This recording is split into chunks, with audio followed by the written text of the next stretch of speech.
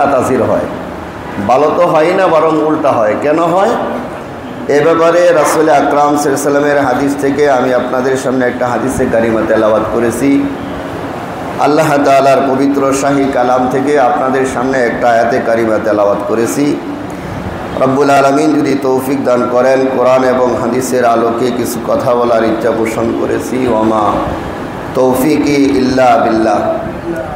তো আলোচনা করতেছিলাম জালেম যারা হয় তাদের শাস্তি দুনিয়াতেও হবে, আখিরাতেও হবে। আলোচনা চলতেছিল হযরতে হুসাইন রাদিয়াল্লাহু তাআলা আনহু কে যারা নির্মমভাবে শহীদ করেছিলেন, তাদের সাথীবর্গদেরকে যারা নির্মমভাবে হত্যা করেছিলেন, তাদের অবস্থা, তাদের পরিণতি কি হয়েছিল আমরা কিছু আলোচনা শুনেছি। আরও কিছু আলোচনা আছে যে তাদের পরিণতি দুনিয়াতেই খুব ভয়াবহ হয়েছিল। কিতাবের মধ্যে লেখে যেই ব্যক্তি হযরতে হুসাইন রাদিয়াল্লাহু তাআলা আনহুকে তীর মেরেছিল, অর্থাৎ হুসাইন রাদিয়াল্লাহু তাআলা আনহু যখন পানি খাইতে গেলেন, পানি পান করবেন, এমন সময় হযরতে হুসাইন রাদিয়াল্লাহু তাআলা আনহুর গলাকে লক্ষ্য করে তীর মেরেছিল। আর তীরই যখন গলার মধ্যে এসে আঘাত হানে, হযরতে হুসাইন রাদিয়াল্লাহু তাআলা আনহু আর পানি পান করতে পারলেন না। কিতাবের মধ্যে লেখে এই ব্যক্তির অবস্থা কেমন হয়েছিল, বলে যে এই ব্যক্তির অবস্থা হয়েছিল মৃত্যুর পূর্বে তার খালি পানি পিপাসা লাগতো, পানি পিপাসা লাগতো, আর তাকে পানি পান করাইতো। যতই পানি পান করায় তার পানির পিপাসা নিবারণ হয় না, খালি আমারে পানি দাও, পানি দাও। এমন করতে করতে করতে করতে আর তাকে এই অবস্থায় অনেক দিন পর্যন্ত পানির পিপাসা তাকে ভুগত হলো। কিছুদিন পরে সে যখন খালি পানি পান করে, এই অবস্থায় পানির পিপাসা, যত পানি পান করে তার পিপাসা তত বেশি বেড়ে যায়। এই অবস্থায় পানি পান করতে করতে করতে করতে এক পর্যায়ে তার পেট ফেটে সে মৃত্যুবরণ করে। তার মানে হলো ওই যারা জালেম ছিল তাদের প্রত্যেকে এভাবে মৃত্যুবরণ করতে হয়েছিল। আমরা জানি যে ওখানে আরও অনেক এই জালেম ছিল, তাদের প্রত্যেকের মৃত্যু এভাবেই হয়েছিল। সীমার হযরতে হুসাইন রাদিয়াল্লাহু তাআলা আনহুকে হত্যার কাজে সর্বাপেক্ষা দায়িত্ব পালন করেছিল এবং তাকে সবচেয়ে বেশি অবদান, হযরতে হুসাইন রাদিয়াল্লাহু তাআলা হত্যা করার ব্যাপারে যার বেশি অবদান ছিল সে ছিল সীমার। এবং তাকেও নির্মমভাবে শেষ পর্যন্ত তাকে হত্যা করা হয় এবং তার লাশ কুকুরের সামনে নিক্ষেপ করা হয়। কার সামনে? কুকুরের সামনে নিক্ষেপ করা হয়। তাহলে বোঝা গেল যারা দুনিয়াতে যারা জালেম হয় তাদের পরিণতি ভালো হয় না। হযরতে আদম আলাইহিস সালাতু ওয়াস সালামের পূর্বপুরুষ থেকে শুরু করে আমরা বর্তমানেও দেখতেছি যারা জালেম হয় এদের পরিণতি ভালো হয় না। এরা টাকা পয়সা থাকলেও বাড়িতে থাকতে পারে না, ঘুমাইতে পারে না, ভালো খাইতে পারে না, ঘরের মধ্যে বাস করে, কখন জানি পুলিশে আয়া ধরে, খালি এই চিন্তা চেতনায় ঘুমাইতে পারে না। হুজুর ট্যাবলেট না খাইলে ঘুমে ধরে না, কি মামলা তো অনেকগুলো হয়েছে, কোন সময় ধরে নিয়ে যায়। এই জন্য তাদের পেরেশানি আছে না নাই? তো ওই সীমার হযরতে হুসাইন রাদিয়াল্লাহু তাআলা আনহুকে শহীদ করার ব্যাপারে সবচেয়ে বড় অবদান ছিল এই সীমারকে শেষ পর্যন্ত হত্যা করে তার লাশটাকে কুকুরের সামনে নিক্ষেপ করা হয় এবং কুকুর সেইটা এই সীমারের লাশকে সেই কুকুরে কামড়ায়া তাকে কী করলো, হেস্তনেস্ত করেছে। তো কি বুঝলাম? এইভাবেই সমস্ত জালিমদের পতন হয়। মালিক ইবনে বশির হযরতে হুসাইন রাদিয়াল্লাহু তাআলা আনহুর মাথা কেটে টুপি কেড়ে নিয়েছিল। হযরতে হুসাইন রাদিয়াল্লাহু তাআলা আনহুর মাথার মধ্যে যে টুপি ছিল, এই টুপি সে কি করছিল, কেড়ে নিয়েছিল। তার শেষে তার পরিণতি কি হলো, তার হাত পা কেটে মুক্ত ময়দানে রেখে দেওয়া হয়। সেখানে ছটফট করতে করতে কিছুদিন পরে সে মৃত্যুবরণ করে। তাহলে কি বুঝলাম? যারা ওখানে যারা জুলুম করেছিল একজনও এমন ছিল না যে যাদের উপর কি করা হয় নাই, তাদের বিচার করা হয় নাই, প্রত্যেকেই তাদেরকে বিচার করা হয়েছিল। এই জন্য যারা জালেম হয় তাদের এই দুনিয়াতেও তাদের পরিণতি ভালো হয় না, পরকালেও তাদের পরিণতি ভালো হয় না। আরও কিতাবের মধ্যে উল্লেখ করেছেন আমর ইবনে সাদ হযরতে হুসাইন রাদিয়াল্লাহু তাআলা আনহুর মোকাবেলায় সৈন্য পরিচালনা করেছিল। তাকে হত্যা করে তার মাতার মুখতার রহমতুল্লাহ আলাইহির সামনে পেশ করা হয়। মুখতার রহমতুল্লাহ আলাই পূর্বেই তার ছেলে হাফসকে তার দরবারে উপস্থিত করে রেখেছিল। যখন তার ইবনে সাদের মাতা দরবারে উপস্থিত করা হয়, তখন মুখতার রহমতুল্লাহ আলাই হাফসের উদ্দেশ্য বলেন, হাফস হলো তার ছেলে, তার ছেলেকে উদ্দেশ্য করে বলেন, তুমি কি ওই লাশটার মাথা চিনতে পেরেছো? তার ছেলে হাফস বলছে, হ্যাঁ আমি ওই লাশটার মাথা চিনতে পেরেছি। বলছে, এই লাশটা কে? বলে যে আমার বাবা হযরতে হুসাইন রাদিয়াল্লাহু তাআলা আনহু শহীদের ব্যাপারে সহযোগিতা করেছিল। তখন বলল যে আমাকেও মেরে ফেলেন, আমার বাবার যেহেতু এই করণ পরিণত হয়েছে, এই দুনিয়াতে আমিও আর বেঁচে থাকতে চাই না। তখন তার ছেলেকেও কি করা হয়? হত্যা করা হয়। এইভাবে অনেক ঘটনা এরকমভাবে আছে। সিনাদ ইবনে আনাস নামক যেই ব্যক্তি হযরতে হুসাইন রাদিয়াল্লাহু তাআলা আনহুর মাথা মুবারক ছিন্ন করতে এসেছিল, সে কুফা থেকে পালিয়ে যায়। এরপরে যেহেতু সে নাই, তারপরে তার ঘরবাড়ি জ্বালিয়ে দেওয়া হয়। অতঃপর আল্লাহ তাআলা অত্যাচারী উবাইদুল্লাহ বিন জিয়াদকে তার কৃতকর্মের বদলা দিলেন 66 হিজরি মাসে 8 তারিখ শনিবার দিন ইব্রাহিম ইবনে আখতারের হাতে জাজম নামক স্থানে তার হত্যাকাণ্ড সংঘটিত হয়। এই যে এইগুলি হয়েছিল খুব কঠিন অবস্থা, অর্থাৎ যারা হুসাইনকে হত্যা করেছিল। আর একজন সবচেয়ে বড় জালেম ছিল, যে হযরতে হুসাইন রাদিয়াল্লাহু তাআলা আনহু মৃত্যুবরণ করার পরে লাঠি দ্বারা হযরতে হুসাইন রাদিয়াল্লাহু তাআলা আনহুর মুখের মধ্যে গোতা দিতেছিল এবং লাঠি দ্বারা আঘাত করতেছিল। তার হযরতে হুসাইন রাদিয়াল্লাহু তাআলা আনহুর মুখের মধ্যে যে আঘাত করতেছিল, তার শাস্তি কি হয়েছিল? উবাইদুল্লাহ ইবনে জিহাদের হত্যার বিবরণ হলো, মুখতার ইবনে উবাইদুল্লাহ ইবনে জিহাদের সাথে যুদ্ধ করার সময় বাহিনী প্রেরণ করেন। যুদ্ধে ইবনে জিহাদ নিহত হয়। অতঃপর তার মাথা এবং অন্যান্যদের মাথা মুখতারের সামনে রাখা হলে একটি সাপের আবির্ভাব হয় এবং সেটি চারদিকে ঘুরতে শুরু করে। এভাবে ঘুরতে ঘুরতে এক পর্যায়ে উবাইদুল্লাহ ইবনে জিয়াদের মুখে প্রবেশ করে নাক দিয়ে বের হতে থাকে। এটা একবার না, বারবার তার মুখ দিয়া কি হয়? সাপ ঢোকে, আর নাক দিয়া কি হয়? বাহির হয়।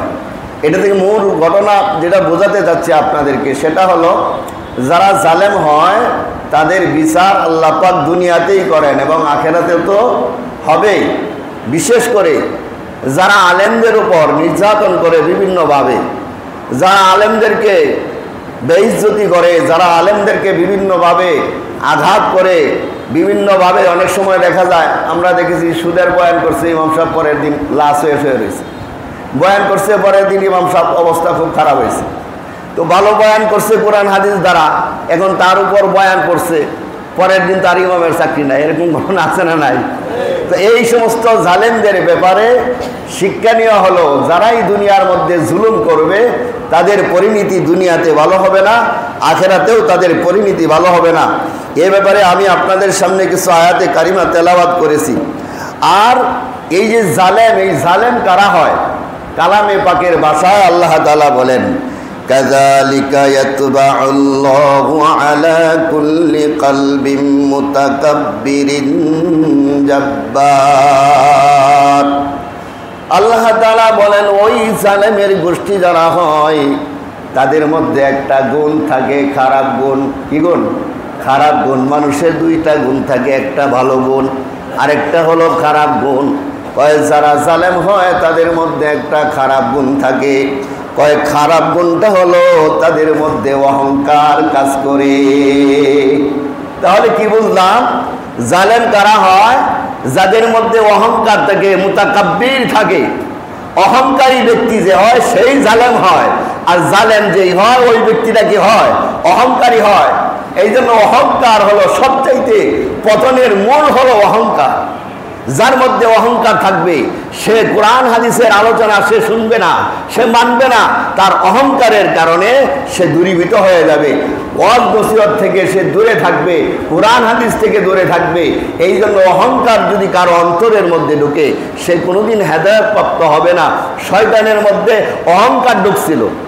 হ্যাঁ, কি বলছে? আনা খায়রুম মিনহু, আমি তো তার চেয়ে উত্তম। তুমি তারে বানাইছো মাটি দ্বারা, আমারে বানাইছো আগুনের দ্বারা, আমি কিভাবে সেটাকে শ্রদ্ধা করি? কি ঢুকছে? অহংকার ঢুকছে। অহংকার ঢোকার কারণে আল্লাহর হুকুম তার মধ্যে আসর করলো না, সরাসরি আল্লাহ হুকুম করলেন, আর এটা সে প্রত্যাখ্যান করলেন। কিসের কারণে? অহংকারের কারণে। সুতরাং যার মধ্যে অহংকার থাকবে, অহংকার লালন পালন করবে, এই অহংকার তাকে দুনিয়াতেও লাঞ্ছিত করবে, পরকালেও লাঞ্ছিত করবে। দুনিয়াতেও অপমান হবে, পরকালেও জাহান্নামে যাইয়া সে অপদস্থ হবে।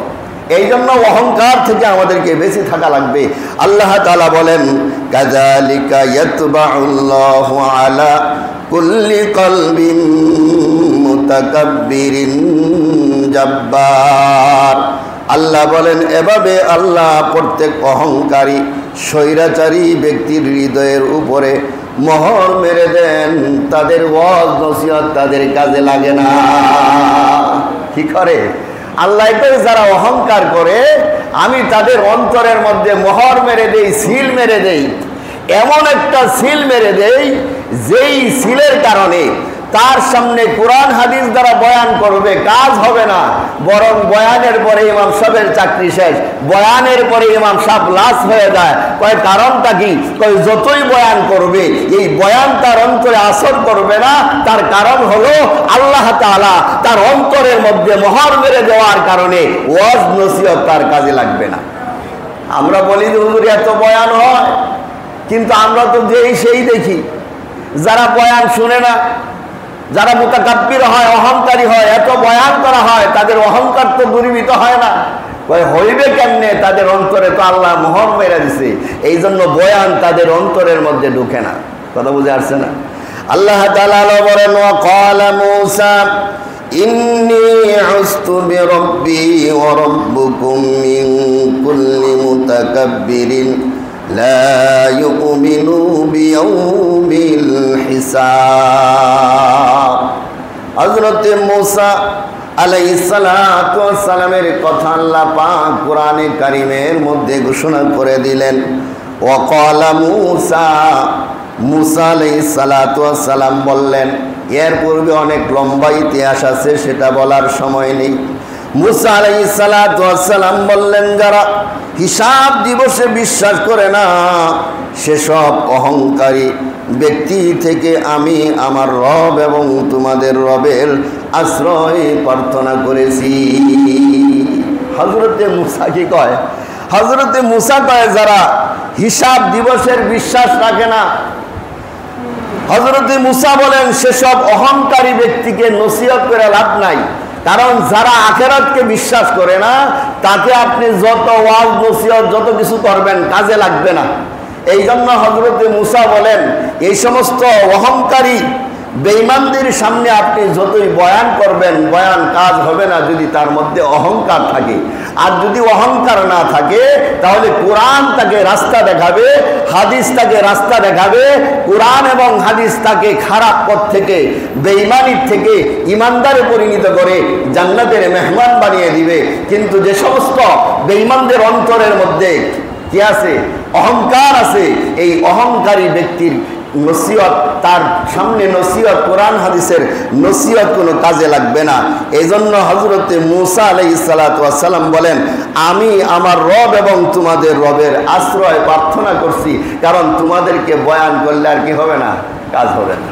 এই জন্য যারা মুতাকাব্বির হয়, যারা বয়ান করার পরেও যেই বয়ানের কারণে দেখবেন উল্টা যে বয়ান করছে তার উপর আক্রমণ করে, বুঝতে হবে তার বিরুদ্ধে কিবির আছে, তার মধ্যে অহংকার আছে।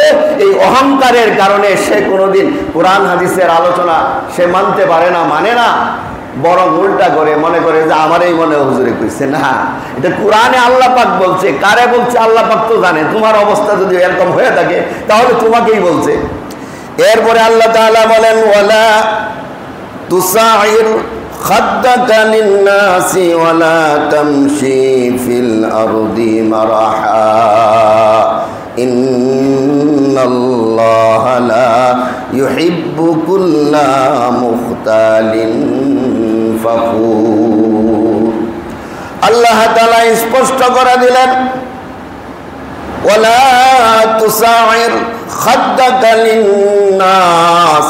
আল্লাহ বলেন, অহংকার বশত মানুষের দিক থেকে মুখ ফিরে নিও না। কারণ যারা অহংকারী হয় তারা মানুষের কথা রাখতে পারে না, মনে করে ও তো আমার কাজের লোক, ও তো আমার আন্ডারে চাকরি করে, ও কি পরামর্শ আমাকে দিবে। ভালো কথা বললেও মুখ ফিরিয়ে নেয়, মনে করে হুজুর তো আমার আন্ডারে চাকরি করে, হুজুর আমাকে কি নসিহত শোনাবে, হুজুরের চাইতে কি বয়ান আমি কম জানি কিনা। আছে না নাই? অনেক সময় বলে হুজুর আপনি কি জানেন, আপনার চাইতে কি আমি কম জানি নাকি, আপনাদেরকে ওয়াজ শোনাইতে পারবো, শুক্রবার একটু সময় দাও আপনি বয়ান করেন, কিন্তু আপনার সাথে আমরা কম বুঝি না। তার মানে হলো এর ভিতরে কি ঢুকছে? অহংকার ঢুকছে। আল্লাহ তাআলা বলেন ওই অহংকারী ব্যক্তিরা কোরআন এবং হাদিসের আলোচনা থেকে মুখ ফিরিয়ে দেয়। অহংকারী ব্যক্তিদের সামনে কোরআন এবং হাদিসের দলিল দিয়া বয়ান করলেও কয়টা হাক্কানির বয়ান মানা যাবে না। আছে না নাই? কয় কিসের কারণে? কয় ভিতরে অহংকার ঢুকছে।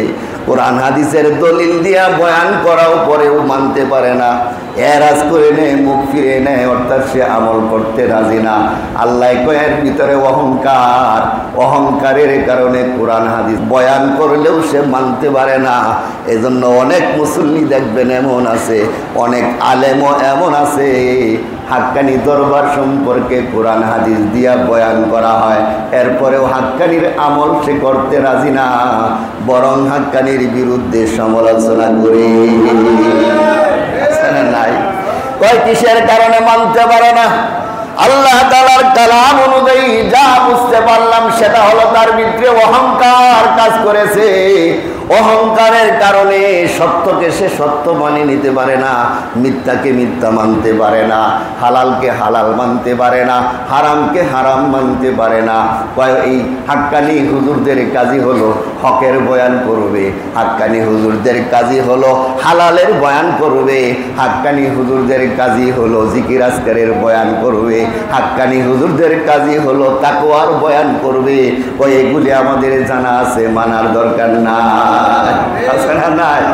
আল্লাহ তাআলা বলেন ওয়ালা তুসাইর খাদ্দাকা লিন্নাস ওয়ালা তামশি ফিল আরদি মারহা। আল্লাহ তাআলা বলেন হে অহংকারী, হে অহংকার করনেওয়ালা, ওয়ালা তামশি ফিল আরদি, তুমি জমিনের মধ্যে অহংকার করে চলো না।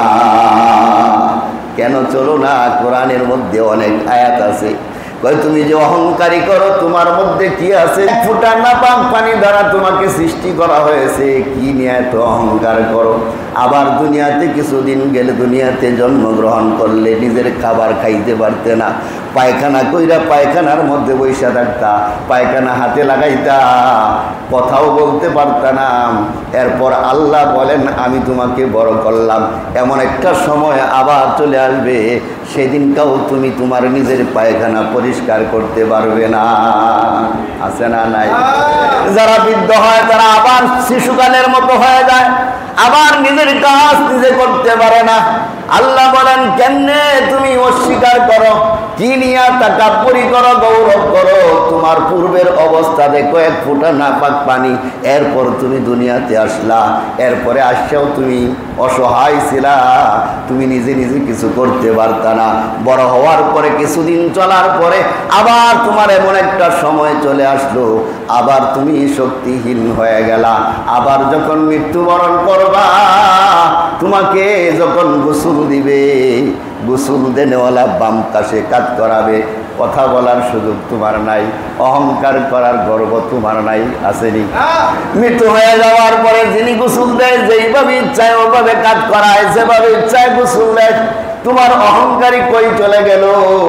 আবার যখন গোসল দেওয়া শেষ হয়ে গেল, কাফনের কাপড় পরানোর পরে তোমার সামনে নিয়ে জানাজার নামাজ, অথচ তুমি কথা বলতে পারো না। নসিহত করছিলা ছেলেরে, ছেলেরে আমার বাড়ির বারান্দায়, আমার বাড়ির আঙ্গিনায় কবর দিবে, ছেলে বলে ওই জায়গায় কবর দেওয়া যাবে না, বাড়ির সৌন্দর্য নষ্ট হয়ে যাবে। কি হবে? বাড়ির সৌন্দর্য নষ্ট হয়ে যাবে। সব নসিহত বাবার শোনা লাগে না। কয় হুজুরেরটাই মাসলা জিজ্ঞাসা কর, কয় সব মাসলা হুজুরেরটাই জিজ্ঞেস করা লাগে না। যদি জিজ্ঞেস করার হুজুর যদি বলে যে বাড়ির আঙ্গিনায় তোমার বাবাকে মাটি দাও, আমাদের বড় বড় সমস্যা হয়ে যাবে, বাড়ির সৌন্দর্য কমে যাবে, বাবার নসিহত গ্রহণ করা যাবে না, হুজুরের কাছে মাসলাও জিজ্ঞাসা করা যাবে না, তোমাকে নিয়ে ওই আজিমপুর গুরুস্থানের মধ্যে দাফন করে তোমার সম্পদের মধ্যে তোমাকে মাটি দিল না, তুমি কথা বলতে পারো না। কথা কয় না? ঠিক না? ঠিক। তাহলে কি নিয়ে গর্ব করো, কি নিয়ে অহংকারী করো? আবার যখন তোমাকে কবরের মধ্যে রাখবে, কিছুদিন পরে তোমার চামড়াগুলি পোকায় খেয়ে ফেলবে, কিছুদিন পরে তোমার চোখগুলি নষ্ট হয়ে যাবে, হাতগুলি নষ্ট হয়ে যাবে, পোকায় তোমার শরীরটা পোকার খাদ্য হয়ে যাবে। হবে কি হবে না? এই জন্য আল্লাহ তাআলা বলেন, হে দুনিয়ার মানুষ, ওয়ালা তামশি ফিল আরদি মারহা, জমিনের মধ্যে অহংকারী করে হাঁটো না। তোমার হাঁটার মধ্যে অনুভব হয় তুমি একজন অহংকারী, তুমি একজন তাকাব্বুর, তোমার হাঁটার মধ্যে যেন এটা প্রকাশ না পায়। জমিনের মধ্যে জোরে জোরে হাঁটো না, কারণ ওই জমিনের মধ্যে যদি তুমি তাকাব্বুরি করো, অহংকারী করো, ওই জমিনের মধ্যে তোমাকে একদিন যাওয়া লাগবে। লাগবে কি লাগবে না? যদি তুমি জমিনের মধ্যে তাকাব্বুরি করো, অহংকারী করো, ওই জমিনের ভিতরে তোমাকে যেতে হবে, আর ওই জমিন তোমাকে ভালো করে আঁকড়াও করবে, পাকড়াও করবে। আল্লাহর নবী রাসূল আকরাম সাল্লাল্লাহু আলাইহি সাল্লাম বলেন, ওই কবরে যাওয়ার পরে যারা অহংকারী হবে, যারা গুনাহগার হবে, তাদের আল্লাহর নবী ডান হাতের আঙ্গুলগুলি বাম হাতের আঙ্গুলের গুলির ভিতরের মধ্যে ঢুকায়া দিয়া আল্লাহর নবী বলেন, হে সাহাবায়ে কেরাম, ওই অহংকারী, ওই গুনাহগার, ওই তাকাব্বুরের কবরের মধ্যে সর্বপ্রথম যে শাস্তি হবে, সেই শাস্তিটা হবে ওই যে দুনিয়ার মধ্যে তাকাব্বুরি অহংকার কইরা জমিনের মধ্যে হাঁটতো, আর ওই জমিন মৃত্যু হওয়ার পরে তাকে এমন চাপ দিবে, ডান পাশের হাড়গুলি বাম পাশের ভিতরে ঢুকে যাবে, বাম পাশের হাড়গুলি ডান পাশে ঢুকে যাবে। তাকাব্বুরি করা যাবে না। এই জন্য তাকাব্বুরি করা যাবে না। আল্লাহ তাআলা বলেন, ওয়ালা তামশি ফিল আরদি মারহা, জমিনের মধ্যে তাকাব্বুরি করে হাঁটো না, জমিনের মধ্যে তাকাব্বুরি করো না। কারণ এই জমিনটা যদিও তোমার বাপ সূত্র বাবার জমি পাইয়া জমিনের মালিক হইছো, আসলে ওই জমিনটা তোমার বাবার না, ওই জমিনটার প্রকৃত মালিক হলেন আমার আল্লাহ। যেই সূর্যের তাপ তুমি পাচ্ছ, ওই সূর্যের তাপ কার মাধ্যমে পাচ্ছ? আল্লাহর ওই সূর্যের তাপ তুমি পাচ্ছ। যেই খাবারটা তুমি খাচ্ছ, এটা কার খাবার খাচ্ছ? তুমি মনে করতেছো আমি টাকা দ্বারা বাজার থেকে ক্রয় করে আনলাম। আল্লাহ যদি ওই ফলটা না দিত, কোনো দোকানদারের ক্ষমতা ছিল না, কোনো কৃষকের ক্ষমতা ছিল না ওই ফলটা বানাইতো। কথা বলেন ঠিক? তাহলে বোঝা গেল তুমি যেই ফলটা খাচ্ছ, যেই খাবারটা খাচ্ছ, ওই খাবারটা আল্লাহ পাক তোমাকে দয়া করে তোমাকে খেতে দিয়েছে। ওই খাবার খাইয়া শক্তি নিয়া জমিনের মধ্যে গর্ব আর অহংকারী করে চলো না, কারণ তোমার তো কিছুই নাই, সবই তো আল্লাহ। তুমি মাতবরি করা এত কেন? তুমি কে মাতবরি করা? আল্লাহ তাআলা বলেন, হাদিসে কুরসির মধ্যে আল্লাহ বলেন, অহংকারী তাকাব্বুরি এটা আমার জাদু, এটা আমার গুণ। আল্লাহ কেবলমাত্র তাকাব্বুরি করতে পারে, অহংকার করতে পারে। আল্লাহ ছাড়া দুনিয়ার মধ্যে কোনো মানুষ এরকম তাকাব্বুরি করার তার অনুমতি নাই। আল্লাহ বলে, আমার চাদর নিয়ে যারা টানাটানি করে, এদেরকে জাহান্নামের আগুনের মধ্যে নিক্ষেপ করা হবে। এই জন্য তাকাব্বুর খুব সাংঘাতিক জিনিস, খুব সাংঘাতিক জিনিস, খুব মারাত্মক জিনিস। আল্লাহ তাআলা বলেন, ইন্নাল্লাহা লা ইউহিব্বু কুল্লা মুখতালিন ফাখুর। আল্লাহ তাআলা কত সুন্দর করে বলেন, হে দুনিয়ার মানুষেরা, ইন্নাল্লাহা, নিশ্চয়ই আল্লাহ তাআলা, লা ইউহিব্বু, পছন্দ করেন না। কি করে না? আল্লাহ তাআলা বলেন, নিশ্চয়ই আমি পছন্দ করি না কুল্লা মুখতালিন ফাখুর, দাম্ভিক এবং অহংকারকারীকে আমি পছন্দ করি না। কে বলে? আল্লাহ বলে, দাম্ভিক এবং অহংকারকারীদেরকে আমি আল্লাহ পছন্দ করি না। আল্লাহর নবী বলেন পছন্দ তারা করে। আল্লাহর নবী বলেন পছন্দ কাদেরকে আল্লাহ পাক পছন্দ করে? আল্লাহর নবী বলেন যারা বিনয়ী হয় আল্লাহ পাক তাদেরকে পছন্দ করে।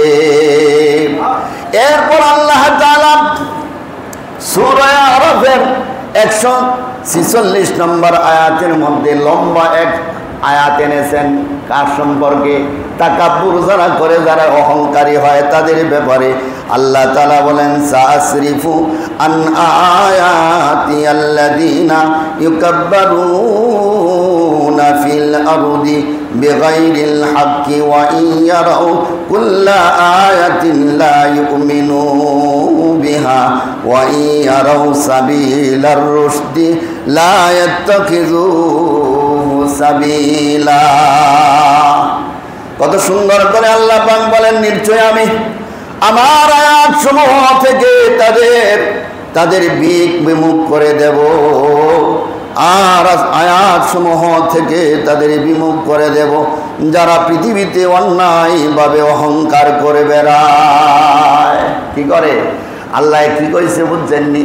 আল্লাহ কয় আমি তাদেরকে আমার আয়াত সমূহ থেকে বিমুখ করে দিব, অর্থাৎ কোরআন মানবে না, হাদিস মানবে না।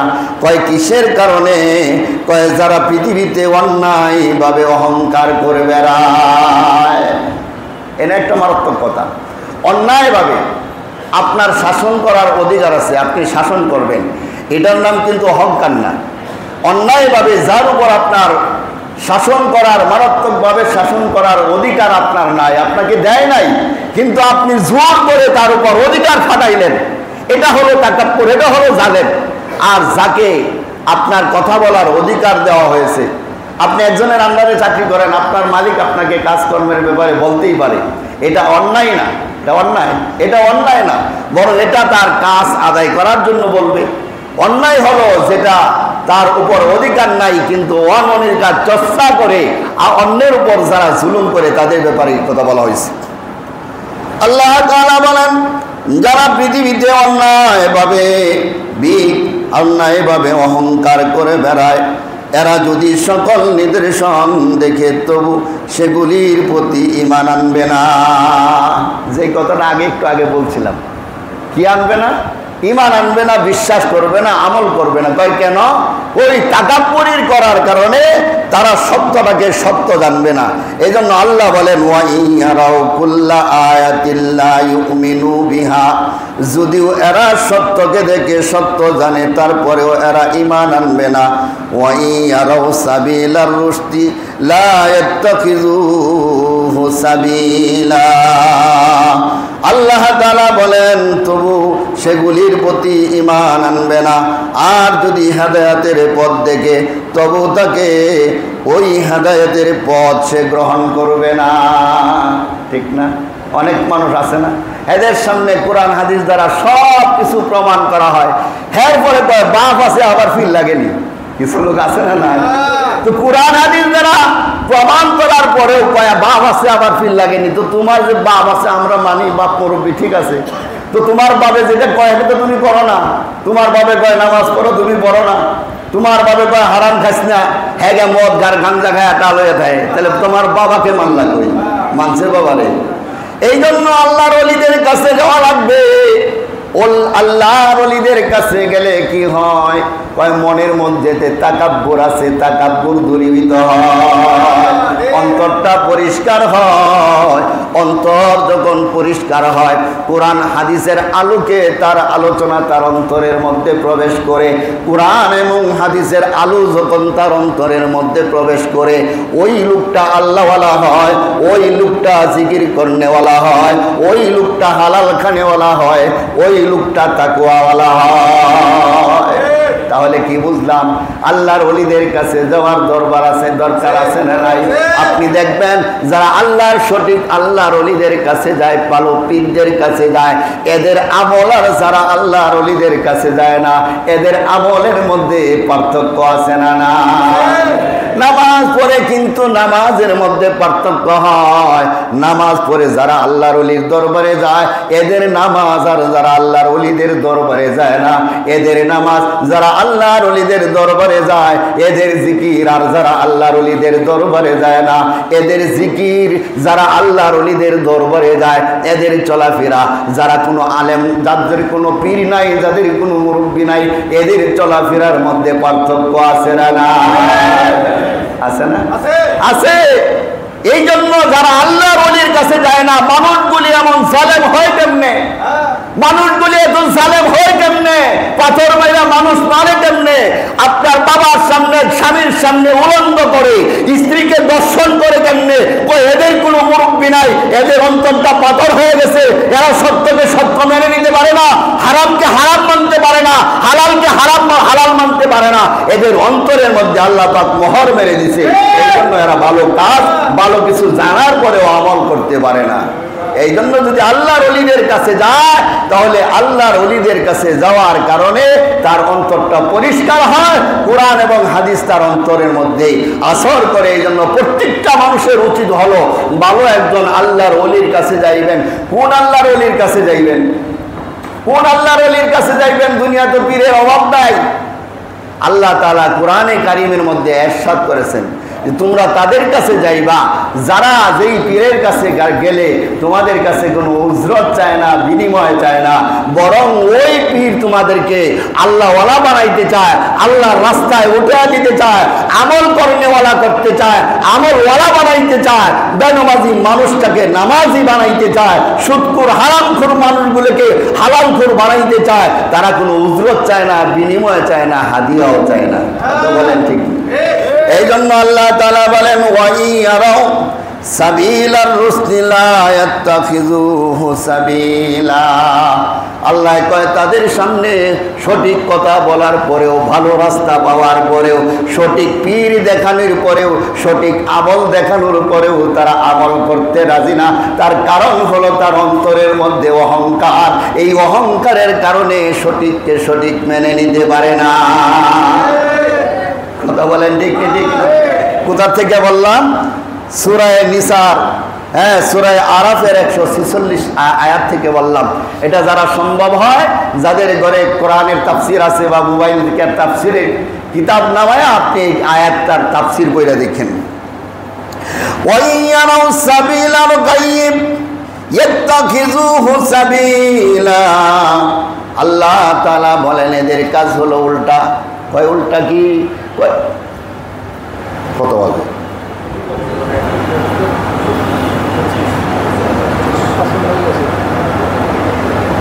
যাই সময় বেশি হয়ে গেছে, খেয়াল করতে পারি নাই।